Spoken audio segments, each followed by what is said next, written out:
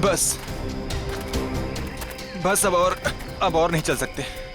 12 घंटे हो गए भूखे पेट लगातार चलते हुए। सिर्फ 12 घंटे ही हुए ना, कोई भी आराम नहीं करेगा। सब चुपचाप चलो। नहीं साहब, अब अगर हम चाहें भी तो साहब हमारे पैर साथ नहीं देंगे। भगवान के लिए साहब थोड़ी देर आराम कर लेने दीजिए। जिस मजदूर के पैर उनका साथ नहीं देंगे, उनके पैरों को इस बंदूक की गोलियों से इनाम दूंगा। अब चलो सब। संभाल कर चाची। बच्चा खुद का ख्याल रख सकती है, तुम्हें इसकी चिंता करने की जरूरत नहीं है, समझे? चलो अभी, अब चलो।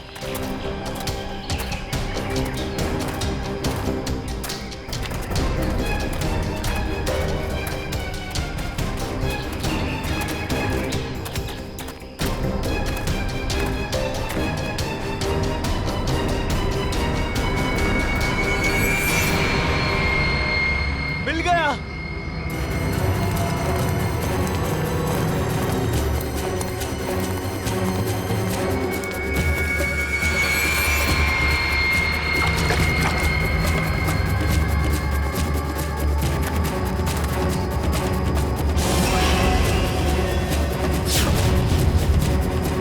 तुम सबने मेरी बहुत मदद की, अब तैयार हो जाओ अपने इनाम के लिए।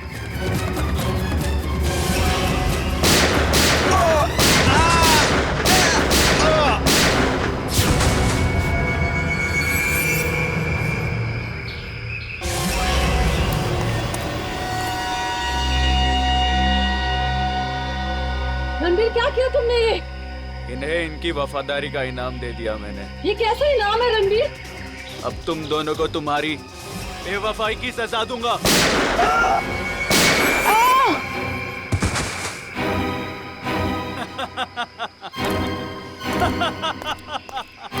अब मैं अमर हो जाऊंगा।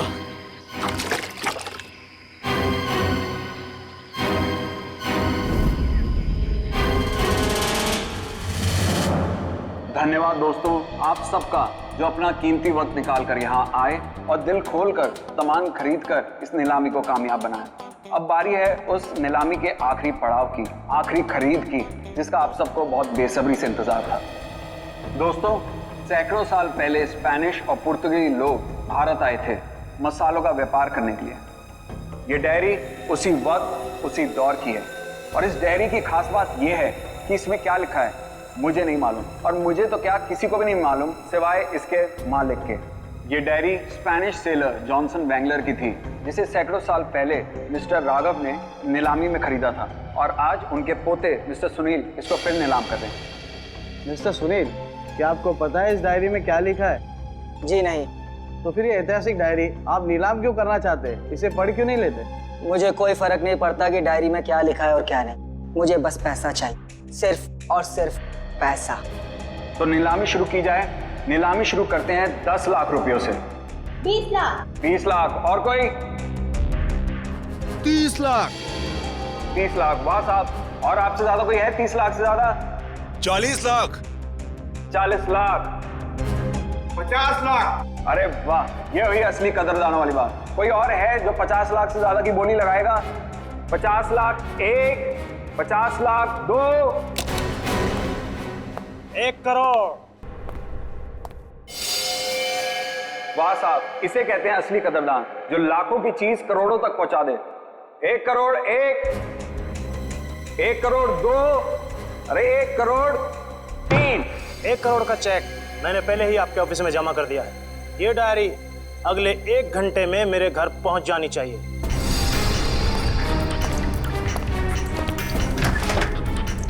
जानता नहीं तूने डायरी नहीं, अपनी मौत खरीदी है, मौत।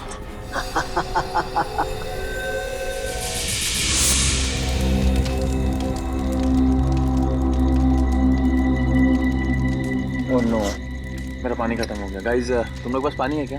अरे यार, मेरा पानी तो शाम को ही खत्म हो गया था। अरे तो बताना था ना, ढाबे पे भर लेते। ऐसे ही सो जाओ ना यार, कल सुबह तक की तो बात है। यार प्यासे रहता हूँ, मुझे डरावने सपने आते हैं। अनिकेत, ये डरावने सपने और प्यास का क्या कनेक्शन है भाई दवे? पता नहीं, पर मुझे पानी पीना है यार। तू सुधरेगा नहीं, सो जा। यार तुम लोग तीनों के तीनों कुंभकर्ण।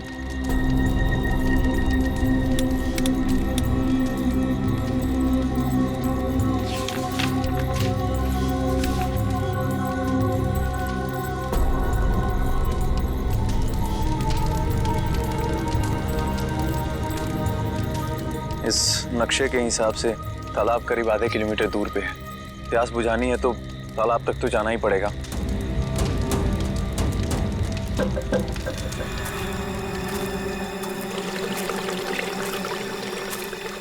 ये पानी की आवाज आ रही है, लगता है तालाब कहीं आसपास में ही है। और ये नक्शा भी यही बता रहा है कि तालाब पास में है।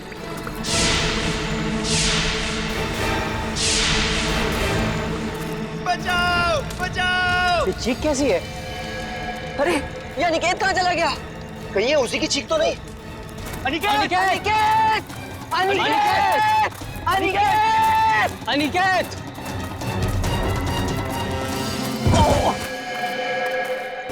अनिकेत! कहीं ये मर गया। क्या? कौन है? ये कौन मारा है? भागो भागो भागो भागो यार भागो!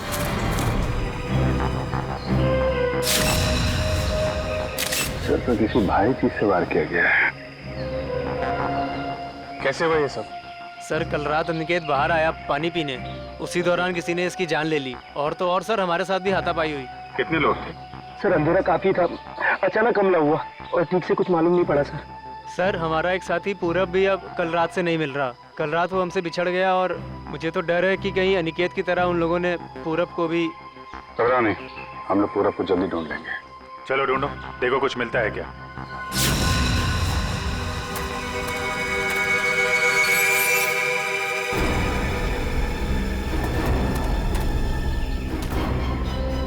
सर सर जल्दी आइए।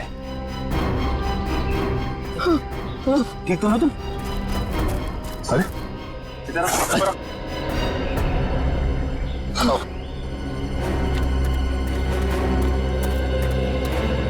Sunil, yes sir. प्लीज इधर आइए। पूरब तू ठीक तो है ना? आप लोग ये बताइए कि किसी पे शक है आप लोगों को? सर शायद ये उस बाइक वाले का काम है। बाइक वाला? कौन कौन बाइक वाला? सर वही बाइक वाला जिसने कल शाम हम सबको धमकी दी थी। कल की बात याद है तुम लोगों को? ये सबसे ज्यादा पंगे करता है। ये कौन है? क्या बात है बॉस? कुछ चाहिए क्या? हाँ चाहिए, मुझे चाहिए कि तुम सब लोग सुरक्षित रहो। सुरक्षित? ये इलाका बहुत खतरनाक है, अपने अपने घर लौट जाओ, उसी में तुम सबकी भलाई है। वो हमें धमकी दे रहा है। धमकी समझो, विनती समझो या फिर चेतावनी, जो समझना है समझ लो। मेरा फर्ज था तुम्हें सचेत करना, जो मैंने कर दिया। अब अगर मौत के मुंह में जाने का इतना ही शौक है तो खुशी से जाओ। सर शायद वो 100 किलोमीटर से हमारा पीछा कर रहा था और जिस ढाबे पे हम लोग रुके थे सर वो भी वही रुका था।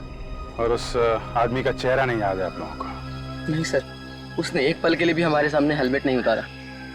ढाबे में खाना खाते समय तो हेलमेट निकाला होगा ना? ढाबे वाले से पता करो, देखो शायद उसे कुछ याद हो। ठीक है, आए तुम साथ में।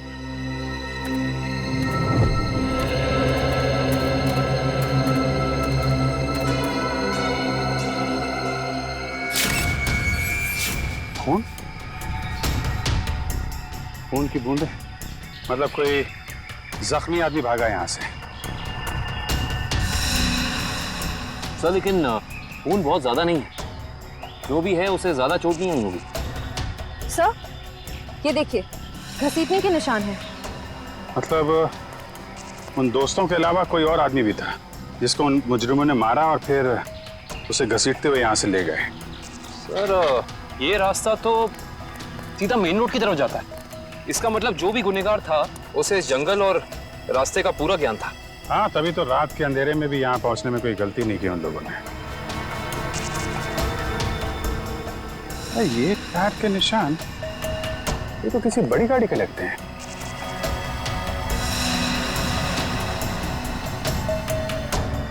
.8 इंच। सर ये तो लेस्कॉट गाड़ी के टायर लगते हैं, क्योंकि इतने चौड़े टायर उसी गाड़ी में होते हैं। मतलब वो मुजरिम कार में बैठ के भागे, फिर वो बाइक वाला?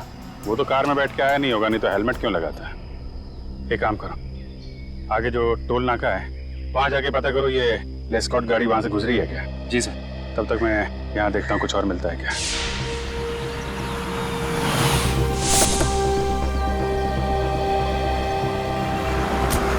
यही है वो ढाबा जहाँ मैं और मेरे दोस्त खाना खाने के लिए रुके थे।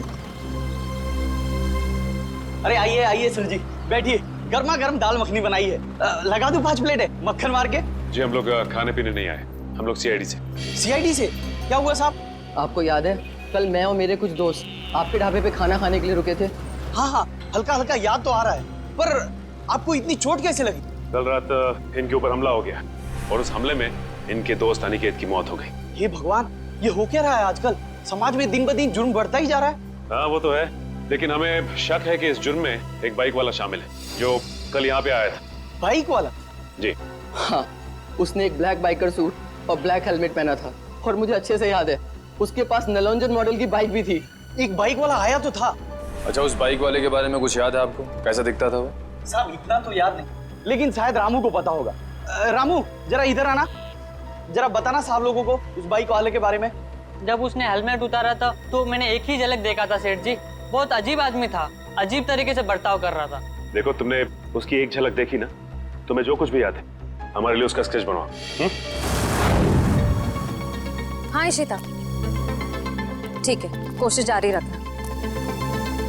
क्या हुआ श्रेया? सर, सारांश का अभी तक पता नहीं चल पा रहा।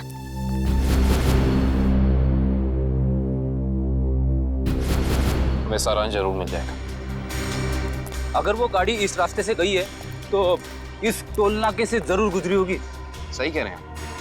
अरे भाई साहब, यहाँ कल रात में 3 बजे के आसपास कोई लेस्कॉट गाड़ी निकली है यहाँ से? पता नहीं सर, मेरी तो दिन की शिफ्ट होती है, रात की शिफ्ट वाला शाम को आएगा। भाई साहब, ये जो सीसीटीवी कैमरा लगा है ये तो 24 घंटे ऑन रहता है ना? जी हाँ सर। इसकी फुटेज देख सकते हैं सर आप? हम लोग सीआईडी से। हाँ हाँ, देख सकते हैं। आइए।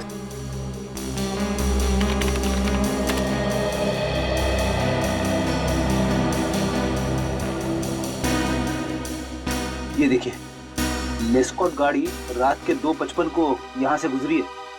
लगती तो वही गाड़ी है, जरा रिवाइंड करिए। एक मिनट पॉज कीजिए। अरे ना तो ड्राइवर दिख रहा है और ना ही गाड़ी की नंबर प्लेट। थोड़ा जूम कीजिए। ये क्या लिखा है? Car on rent.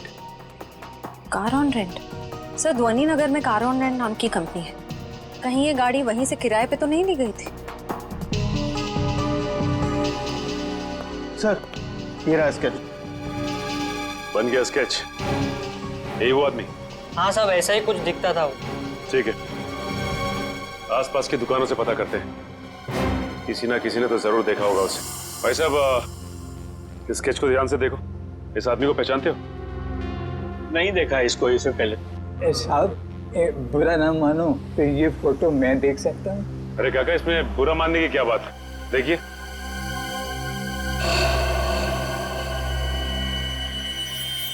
ये कैसे हो सकता है? नहीं, ये नहीं हो सकता, ये नहीं हो सकता, असंभव, असंभव। अरे काका, क्या नहीं हो सकता? क्या संभव है? ये नहीं हो सकता, रणवीर वापस नहीं आ सकता। काका, इस आदमी का नाम रणवीर है? हाँ हाँ, मैं उसे अच्छी तरह जानता हूँ, कभी नहीं भूल सकता उसे। काका, इस आदमी के बारे में आप जो कुछ भी जानते हैं प्लीज हमें बताइए। बहुत पुरानी बात है, तकरीबन 73 साल पहले मैं जब बच्चा था तो एक रात को मैंने उसे अपने पिताजी से बातें करते हुए सुना था। मदन, मेरी बात मानो, अगर तुमने मुझे उस तालाब को ढूंढने में मदद की तो तुम्हारी जिंदगी हमेशा हमेशा के लिए बदल जाएगी। मेरी जिंदगी जैसी भी है ठीक है, आप मुझे सबसे दूर ही रखें तो अच्छा होगा। देखो, इस इलाके से जितनी अच्छी तरह तुम परिचित हो वैसा इस गांव में कोई नहीं है। इनकार मत करो, तुम ही मुझे मेरी मंजिल तक पहुंचा सकते हो। ये सिर्फ मेरा सपना ही नहीं, मेरा जुनून भी है। बहुत ही गलत जुनून चुना है आपने रणवीर जी। अगर आप प्रकृति के नियमों के खिलाफ जाएंगे तो प्रकृति आपको कहीं का नहीं छोड़ेगी। वो जगह शापित है, शापित, ना जाने कितने लोगों की जान ले चुकी है। वो जाए अपने सपने को। क्या तुम भूल सकते हो अपनी बीवी को, जो इस वक्त अस्पताल में जिंदगी और मौत के बीच में झूल रही है? नहीं ना, वैसे ही मैं अपने सपने को नहीं भूल सकता। जरा सोचो, अगर वाकई उस तालाब के पानी में मौत को हराने की ताकत है, तो तुम्हारी पत्नी को एक नई जिंदगी मिल सकती है। सोच क्या रहे हो मदन?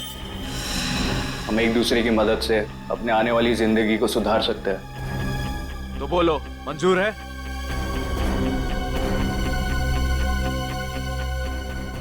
ये कैसे हो सकता है काका? आपके कहने के मुताबिक आज से 73 साल पहले, यानी कि 1941 में, ये आदमी जैसा दिखता था आज भी वैसा ही दिखता है। हाँ, तभी तो मैंने कहा था असंभव, ये अजूबा कैसे हो सकता है? और इसी की वजह से तो मैंने अपने पिताजी को खोया था। इसकी वजह से आपने अपने पिता को खोया?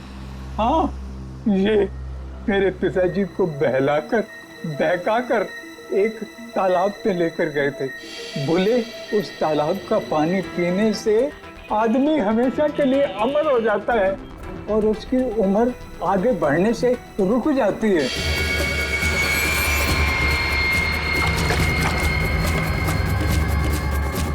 ये कैसा तालाब है काका?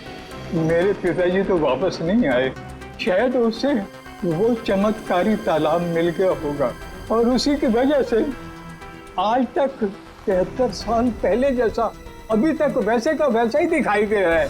काका ये कैसी बातें कर रहे हैं आप? ये सारी बातें किस्से कहानियों में होती हैं, असल जिंदगी में इनका कोई लेना देना नहीं, समझे? बिना आग के कभी धुआं नहीं उठता बेटा। तुम भले ही ना मानो, लेकिन उस तालाब के पानी में कोई शक्ति है जो मौत को भी पराजित कर सकती है। सर पूरा जंगल छान मारा लेकिन कोई सुराग नहीं मिला। एक मिनट वो देखो, ऐसा लगता है यहाँ हाल फिलहाल में ही खुदाई हुई है। तो देखो। Yes sir.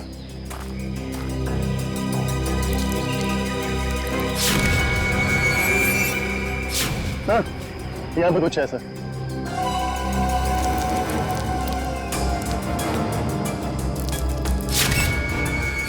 माय गॉड, ये तो सालों पुराना कंकाल लगता है। सर मुजरिम लाशों को जंगल में दफनाते थे ये तो पता था, पर पहली बार मुजरिम इतना सालों पुराना कंकाल जंगल में दफनाने आए। पता नहीं वंश, दफनाने आए थे या फिर निकालने। गुड मॉर्निंग डॉक्टर साहब। What is so good about this morning? ये लो, हेलो हाय ना करो तो नाराज और करो तो मुश्किल। अरे इतने उखड़े हुए क्यों हैं सर आप? भाई साहब, जब आपको पता लगेगा ना कि अनिकेत की मौत कैसे हुई, आप भी इतने ही उखड़ जाएंगे। सर जरूर किसी हथौड़े या डंडे से वार किया होगा। सर इससे पहले भी हम ऐसे केस सुलझा चुके हैं।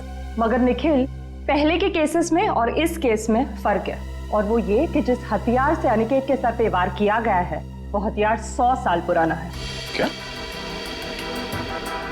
100 साल पुराना? उड़ गए होश? उखड़ गए ना? भाई साहब, अनिकेत के सर पर से मुझे लोहे और लकड़ी के छोटे छोटे टुकड़े मिले हैं और ये टुकड़े 100 साल से भी ज्यादा पुराने हैं। लोहे और लकड़ी के टुकड़े? मतलब हथियार कोई ऐसी चीज है जिसमें लोहा भी है और लकड़ी भी? हाँ, आइए मैं दिखाती हूँ।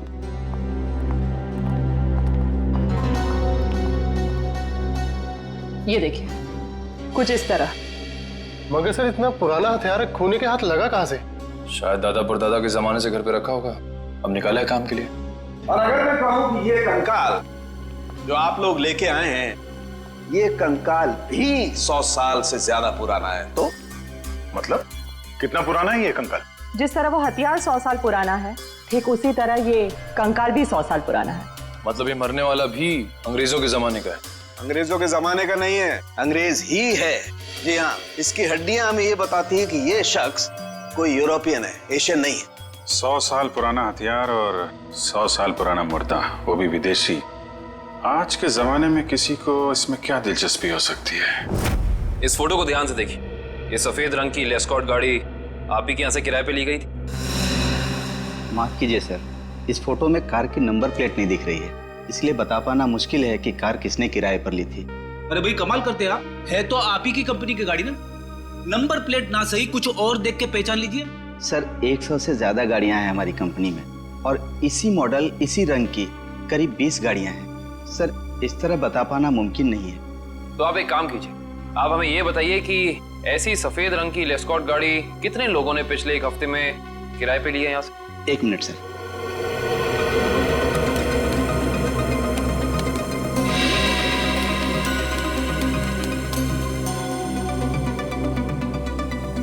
सर कुल मिलाकर 7 लोग हैं जिन्होंने पिछले हफ्ते सफेद रंग की लेस्कॉट कार किराए पर ली थी। गुड। अब हमें इन 7 की पूरी जानकारी चाहिए। ठीक है सर। देखते हैं क्या पता चलता है। 5 लोगों से पूछताछ कर चुके, बचे 2। इन्हीं में से कोई एक है जो इस केस की अगली कड़ी साबित होगा। हाँ, लेकिन फ्रेडी जी, ये पता करने के लिए भी रिसेप्शन पे कोई होना चाहिए। यहाँ तो कोई है ही नहीं। हाँ, यहाँ तो कोई दिख ही नहीं रहा है। जी नमस्ते, कहिए। हम लोग CID से। एक्चुअली अमर नाम के एक इंसान की तलाश में हैं हम। बात यह है कि उसने सफ़ेद रंग की एक लेस्कॉट गाड़ी को हायर किया और अपने एड्रेस की जगह उसने आपके इस होटल का एड्रेस दिया, इसीलिए हम। Just a minute. मिस्टर अमर, वो तो कल ही चेकआउट कर गए। अच्छा, आपने अपने रिकॉर्ड्स के लिए उसका कोई ID प्रूफ तो लिया होगा ना? लाइसेंस, पैन कार्ड वगैरह दिखाइए जरा। मैडम लिया तो था, लेकिन आज ही सुबह हमारे कंप्यूटर का हार्ड ड्राइव क्रैश हो गया और उसी के साथ सारा डेटा चला गया। माफ कीजिएगा। अच्छा, ये अमर दिखता कैसा था? उसका हुलिया कैसा था? आप कमरा नंबर 701 वाले अमर सर की बात कर रहे हैं ना? हाँ राजू, उसी के बारे में बताइए इन लोगों को। क्या था उसका हुलिया? कद यही कोई 5.5 फुट लंबा और हाँ, छोटे छोटे बाल और आंखों का रंग काला था। कद 5.5 फीट, छोटे बाल। इसका मतलब CCTV फुटेज में जो हमें इंसान दिखा था वो अमर नहीं हो सकता, क्योंकि वो लंबा था और उसके बाल भी छोटे नहीं थे। अच्छा, ये अमर से कोई मिलने आया था उसके कमरे में यहाँ पे? हाँ साहब, 2 लोग मिलने आए थे। उनमें से एक का नाम संजय था और दूसरे का कुछ और कल साहब उन लोगों ने दारू पीकर काफी झगड़ा भी किया था। झगड़ा? तुम्हें पता है किस बारे में ये झगड़ा हुआ था? ये तो मैं नहीं बता सकता साहब, लोग अक्सर दारू पीकर बहक जाते हैं। कोई ऐसी बात जो तुम्हें याद हो जो वो लोग कर रहे थे? कुछ याद है? हाँ साहब, कुछ अजीब चीजों के नाम ले रहे थे, जैसे फावड़ा, कुल्हाड़ी, कुदाल। मतलब ऐसा सामान जो जमीन की खुदाई में काम आता है। चलो, इससे ये तो पता चल गया कि जंगल में वो जमीन खोदी किसने थी। जिस तरीके के औजारों की बात वो वेटर कर रहा था, उससे तो यही लगता है कि ये संजय एक आर्कियोलॉजिस्ट है। संजय आर्कियोलॉजिस्ट, जो अमर के साथ वहां गड़े हुए मुर्दे उखाड़ने गया था। जरूर कुछ ना कुछ खास बात है उस पुरानी लाश में, वरना कोई इतने सालों बाद सोते हुए मुर्दे को क्यों जगाएगा? और शायद अनिकेत ने उन्हें ये खुदाई करते देख लिया, जिसकी कीमत उसे अपनी जान देके चुकानी पड़ी। लेकिन उस बाइक वाले का क्या, जिसे उस बुढ़े आदमी ने पहचान लिया था? उसके मुताबिक तो वो तालाब का पानी पी के हमेशा के लिए अमर हो गया। फ्रेडी, इस दुनिया में कोई आदमी अमर नहीं होता। जरूर उस बुढ़े आदमी का कुछ ना कुछ हाथ है इस अपराध में। सर, इस बाइक वाले के बारे में बड़ी अजीब बात पता चली है। क्यों? ऐसी क्या अजीब बात है? ये देखिए सर, इस अखबार की तारीख 13 जून 1941, यानी कि आजादी से भी पहले। आश्चर्य सर, ये आदमी उस वक्त से वांटेड है। इसने उस वक्त भी कुछ लोगों के खून किए थे। बहू, वही आदमी? ये कैसे हो सकता है? अभिजीत, अगर ये मान के चले कि 1941 में इस आदमी की उम्र 20 साल रही होगी, तो उस हिसाब से तकरीबन आज जिसकी उम्र 90 साल से ज्यादा हो, 90 साल का कोई आदमी इतना जवान कैसे दिख सकता है? हाँ पंकज, ओके ठीक है सर। संजय के घर का पता चल गया, खातीपुरा में रहता है वो। खातीपुरा?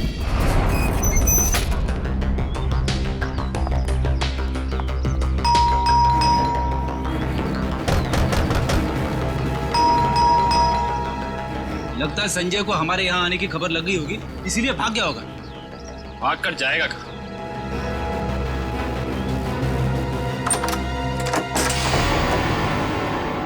अच्छी तरह से तलाशी लो इस घर की, कुछ ना कुछ तो जरूर मिलेगा।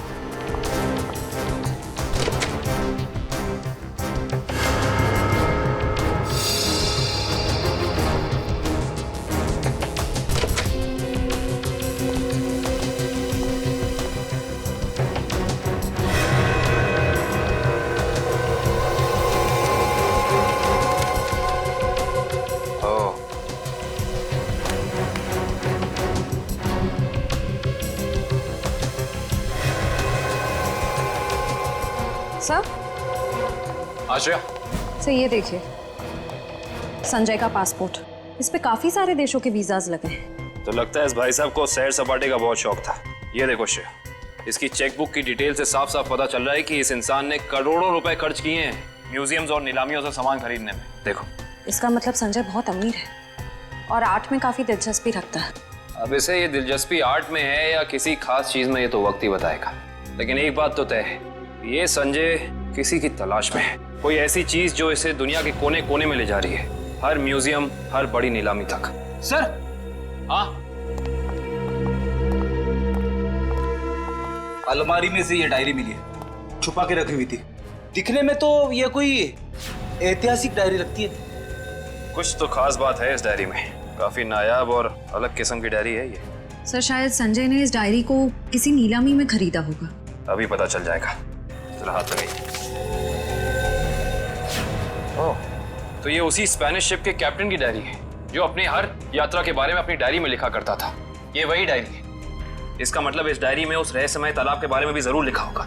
सर, इसका मतलब संजय भी उस रहस्यमय तालाब को ढूंढ रहा था, इसलिए उसने ये सारा सामान खरीदा। हो सकता है श्रेया, लेकिन अगर ये वही डायरी है तो उस रहस्यमय तालाब का नक्शा, कोई मैप, कोई जरिया जरूर होना चाहिए इसमें।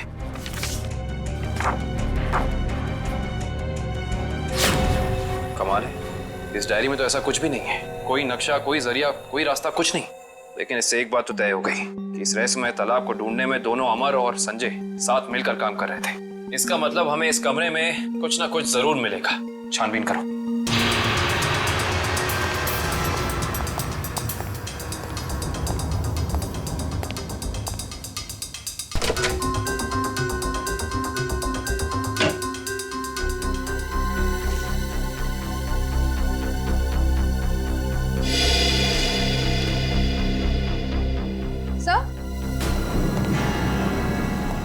ये देखिए, क्या बता? संजय ने अपने सारे पुराने सामानों की कार्बन डेटिंग करवाई है, किसी डॉक्टर वीरेन से। Carbon dating? इसका मतलब तो साफ है कि संजय अपने हर सामान के बारे में पता करना चाहता था कि वो असल में कितना पुराना है। ओ, तो ये है डॉक्टर वीरेन, और इस फोटो से तो साफ साफ पता चलता है कि ये कॉलेज में संजय का प्रोफेसर था। ओह, तो फिर इस वीरेन का भी हाथ हो सकता है अमर के साथ साथ संजय की मदद करने में। डॉक्टर वीरेन। इस वक्त कौन आ गया?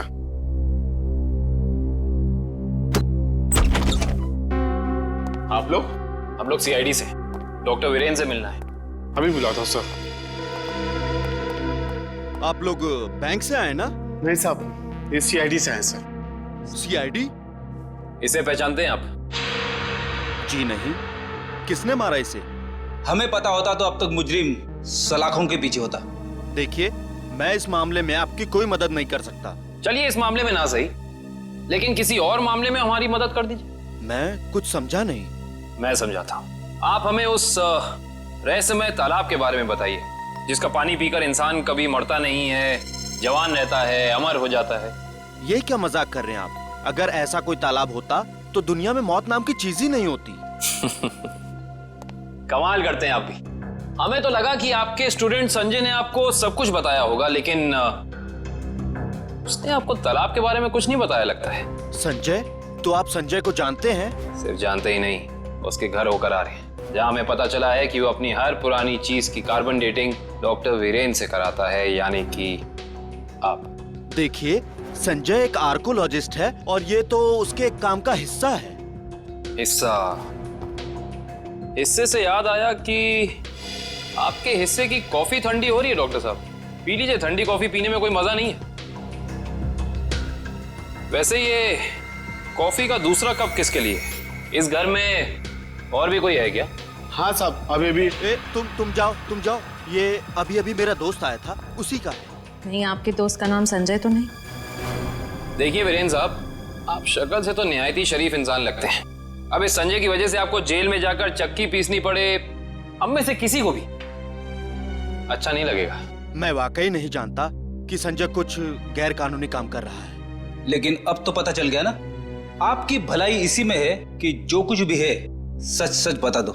देखिए, संजय को कुछ पोर्तुगली एक्सप्लोरर का सामान मिला था, उसमें लैटिन भाषा में कुछ लिखा हुआ था। उसका मतलब जानने के लिए वो मेरे पास आया था।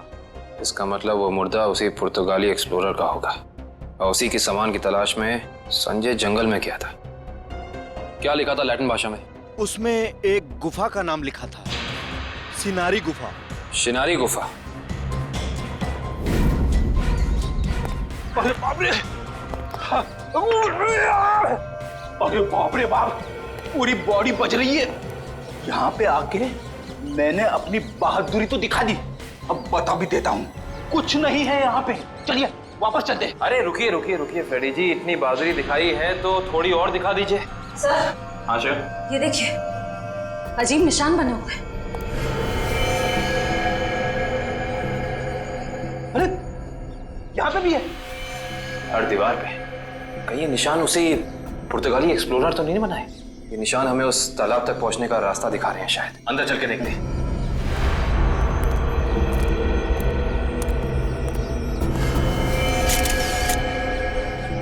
दो लाशें।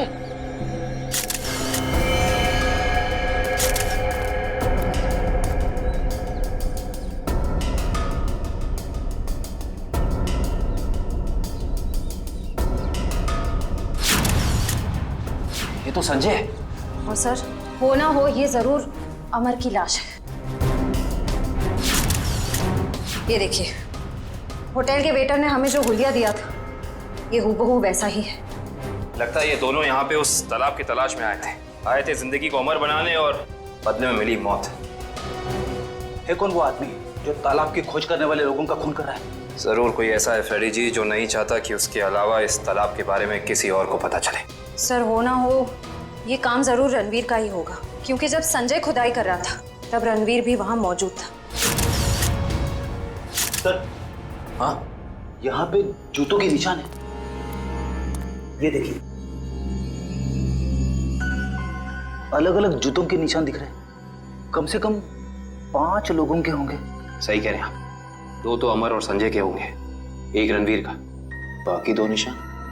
इसका मतलब साफ है, इस गुनाह में 2 और लोग शामिल हैं, लेकिन कौन? सिंबल्स को देख के लगता है कि ये हमें उस चमत्कारी तालाब का रास्ता बता रहे हैं। जाने कितने साल पहले बनाए गए होंगे ये निशान, तालाब की तलाश में। और इन निशानों के अंदर ही वो चाबी छुपी है जिससे हम इस केस का ताला खोल सकते हैं। अरे सर, ये तो एक टापू बन गया। और इसके बीचों बीच में है ये तालाब। मगर सर, ये टापू है कहाँ पे और हम यहाँ तक पहुंचेंगे कैसे? इसका पता चल जाएगा निखिल, अगर हम इन निशानों की भाषा समझ पाए, उनको अक्षरों में बदलेंगे तो पता चलेगा। सर, इस तरह के निशान मैंने पजल्स की किताबों में देखे हैं। अब पजल के साथ हायरोग्लाइफिक अल्फाबेट बुक भी आती है ना? हाँ सर। वंश, जल्दी से जाके वो किताब लेके आओ। Okay sir.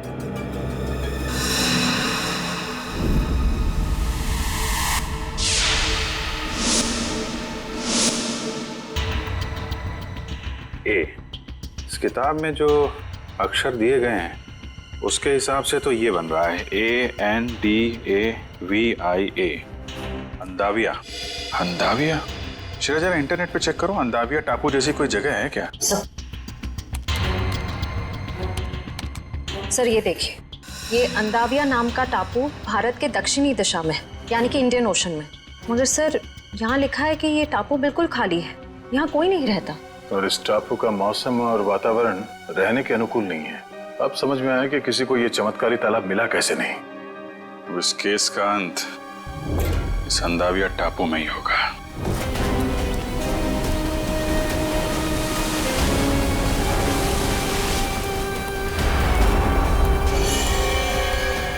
वहां पे देखो, वहां पे कुछ है। सर, लगता है किसी ने आग जला के कैंप फायर किया है। वही लोग होंगे जो तालाब की तलाश में यहाँ पे आए थे।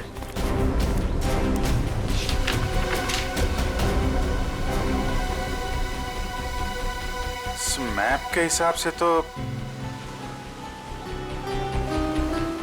उत्तर दिशा में करीब 7 किलोमीटर अंदर है वो तालाब। एक काम करते हैं, यहाँ से सब लोग अलग अलग हो जाते हैं। किसी को कुछ भी मिलता है फौरन एक दूसरे को इन्फॉर्म करेंगे। ओके? Yes sir. सचिन,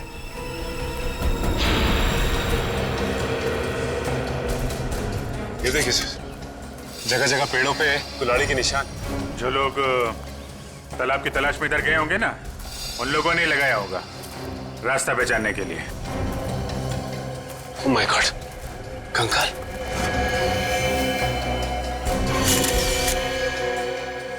न जाने कितने साल पुराना मुर्दा है ये।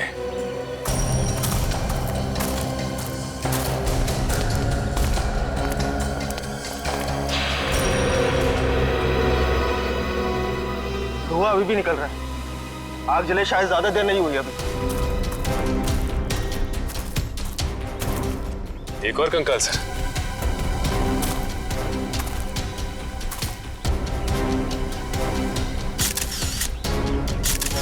सर, जिंदगी देने वाले तालाब ने न जाने कितने लोगों की जानें ले ली है। जिंदगी तालाब नहीं ले रहा है सचिन, कोई इंसान ले रहा है जिसका कोई ना कोई राज जुड़ा है उस तालाब के साथ। और न जाने कितने कंकाल देखने को मिलेंगे। ये तो ट्रैप है, कोई आ रहा है।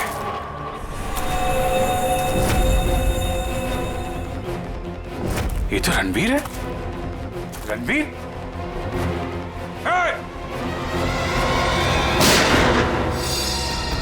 गोली चलने की आवाज इस तरफ से आई।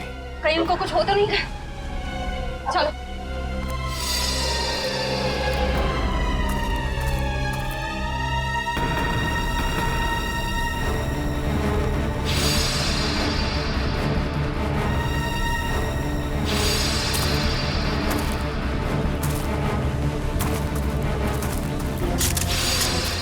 घबराइए मत, मैं आप पे गोली नहीं, मैंने इस पे चलाई थी जो आपको मारना चाहता था। तुम रणवीर हो ना? रणवीर तो मेरे दादाजी का नाम था। मैं आकाश हूँ। आकाश, तुम्हारी शक्ल बिल्कुल तुम्हारे दादाजी से मिलती है। हाँ, ये बात पहले कई लोग बोल चुके हैं मुझे। मगर तुम अपने दादाजी की तरीके से चमत्कारी तालाब के चक्कर में कैसे पड़ गए? 2 महीने पहले मैं ये देश में भी नहीं था, यूएस में लॉ की पढ़ाई कर रहा था कि अचानक मेरी मुलाकात संजय से हुई। वो इस तालाब और मेरे परिवार के संबंधित कुछ जानकारी चाहता था। अच्छा, तो तुमने संजय को अपने दादाजी के बारे में बताया? हाँ, मगर मुझे कोई अंदाजा नहीं था कि ये तालाब कहाँ है। और संजय से बात करके मेरी उत्सुकता भी बढ़ गई। और इसलिए तुम इंडिया चले आए ताकि संजय पे नजर रख सको और उस तालाब तक पहुंच सको जिसके चक्कर में तुम्हारे दादाजी यहाँ आए थे। हाँ, और इस राज तक भी पहुंच सकूं कि मेरे दादाजी उस तालाब के तलाश से वापस लौटे क्यों नहीं। अच्छा, क्या संजय को वाकई लगता था कि उस तालाब में कोई चमत्कारी शक्ति? नहीं, वो चमत्कारी शक्ति के पीछे नहीं था सर, वो खजाने के पीछे था जो अंग्रेजों के जमाने से वहाँ पे दबा पड़ा है। किस खजाने की बात कर रहे तुम? सालों पहले स्पेन देश से एक ट्रेजर शिप आई थी इस टापू पर तालाब की तलाश में। अच्छा, उस शिप के कप्तान की डायरी संजय के घर से मिली थी ना? हाँ, उसी डायरी से उसे खजाने के बारे में पता चला और कुछ महीनों बाद वो शिप समुंदर में डूब गई। मगर शिप में जो खजाना था वो गोताखोरों को नीचे नहीं मिला। मतलब उस शिप के किसी आदमी ने शिप डूबने से पहले उस खजाने को यहीं इस टापू में कहीं छुपा दिया है। हाँ, और संजय को उस खजाने की तलाश थी, ना कि किसी चमत्कारी पानी की। सर, आप लोग ठीक तो है ना? हाँ, हम लोग ठीक हैं। गोली की आवाज सुन के लगा कि कुछ खतरा है यहाँ पे। खतरा अभी टला नहीं है निखिल। कुछ लोग हैं यहाँ जो खजाने की तलाश में मरने मारने पे उतारू हो गए हैं। सर, तालाब तो मिल गया लेकिन ये तो सूखा हुआ है। लोगों को अमर बनाने वाला तालाब आज वही सूख गया है।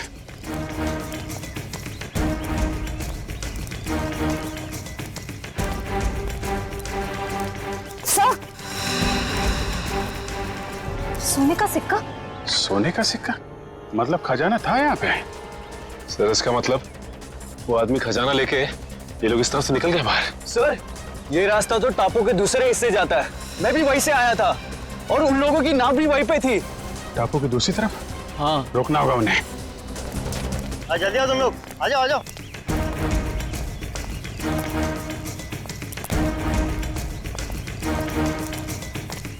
बस बस बस, खजाना यहीं रख दो, बाकी की जिम्मेदारी सीआईडी की है।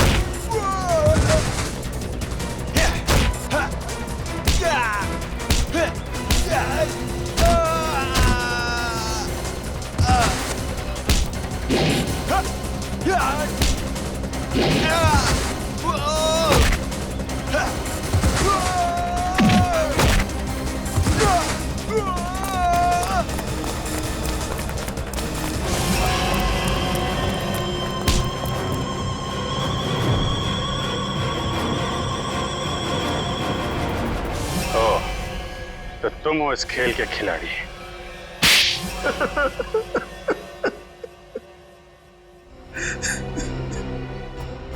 हाँ, मैंने ही मारा है अमर को, संजय को और अनिकेत को भी। मगर तुम्हें संजय और अमर के प्लान के बारे में पता कैसे चला? उस दिन जब होटल के बाहर में वो लोग बात कर रहे थे, मैंने उन दोनों की सारी बातें सुन ली थी। हम बहुत जल्द खजाने तक पहुंचने वाले हैं, फिर हम बेशुमार दौलत के मालिक हो जाएंगे।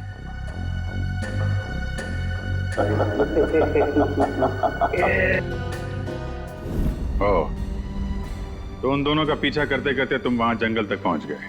हाँ, अमर और संजय वहां खुदाई कर रहे थे। मैं अपने आदमियों के साथ वहां पहुंच गया और अमर की खुद पिटाई की।